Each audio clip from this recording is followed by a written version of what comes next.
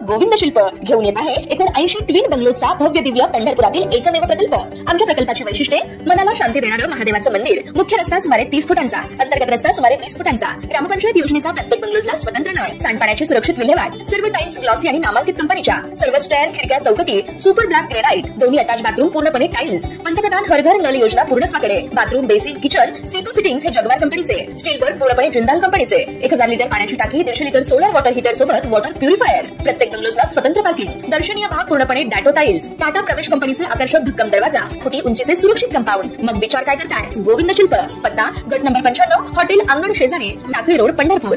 दर्शक हो, नमस्कार, गुड मॉर्निंग। वेधक मध्ये स्वागत आहे। मी प्रशांत आराध्य। उजनी अपडेट 14 मे 2024। सोलापूर जिल्ह्याची वरदायिनी असणारं उजनी धरण आता -50% अशा स्थितीमध्ये आलेलं आहे। मृत साठ्यातील 50% पाणी वापरलं गेलेलं आहे, म्हणजे 26.64 TMC पाण्याचा वापर यंदा झालेला आहे। कारण हे धरण मार्च महिन्यालाच वजा पातळीमध्ये आपला प्रवास त्यांनी सुरू केला होता या उजनीनं। त्यामुळे उजनी धरणातील 26.64 TMC पाणी जे मृत साठ्यातलं आहे ते संपलेलं आहे। सध्या एकूण पाणी साठा हा 37.02 TMC इतका शिल्लक आहे। आणि अवकाळी पाऊस जो पडतोय उजनीच्या परिसरामध्ये गेल्या 2-3 दिवसापासून, आजही त्याची नोंद आहे। आज 3 मिलीमीटर पाऊस पडलाय, म्हणजे 2023च्या पावसाळ्यापासून आतापर्यंत 475 मिलीमीटर पावसाची नोंद उजनी धरणावर आहे। धरणातला एकूण पाणीसाठा हा 37.02 TMC इतका आहे। 2018-19 मध्ये सुद्धा उजनी धरण हे -50%च्या पुढे गेलं होतं, -59 इथपर्यंत धरणाचा प्रवास झाला होता। आणि यंदाही ती स्थिती आहे। यापेक्षा धरण आणखीन खालावू शकतं, कारण उजनीतून पाणी सोडण्याची प्रक्रिया साधारणपणे 20 मेला बंद झाल्यानंतर धरण हे -56 ते 57% असणार आहे।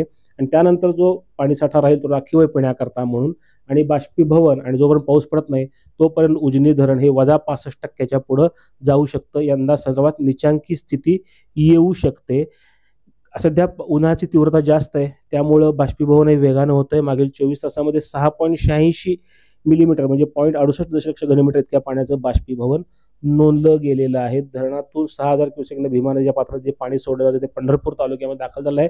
पाण्याचा प्रवास थोडा संथ गतीनं सुरू असल्याचं दिसतंय। वास्तविक पाहता पाणी वेगानं पुढे सरकावं म्हणून पहिल्याच दिवशी म्हणजे 10 मे पासूनच 6000 क्युसेकने पाणी सोडण्याची प्रक्रिया सुरू होती। सुरुवातीला हा विसर्ग 1500 क्युसेक होता, नंतर 3000, 4500 व 6000 क्युसेक त्याच दिवशी करण्यात आला होता। मात्र तरीही पाण्याचा जो प्रवास आहे तो थोडा संथ गतीनं आहे। याचं कारण म्हणजे पात्रामध्ये जे कोरडं पात्र असल्यामुळं आणि असलेले खड्डे हे भरत हे पाणी पुढे सरकत आहे।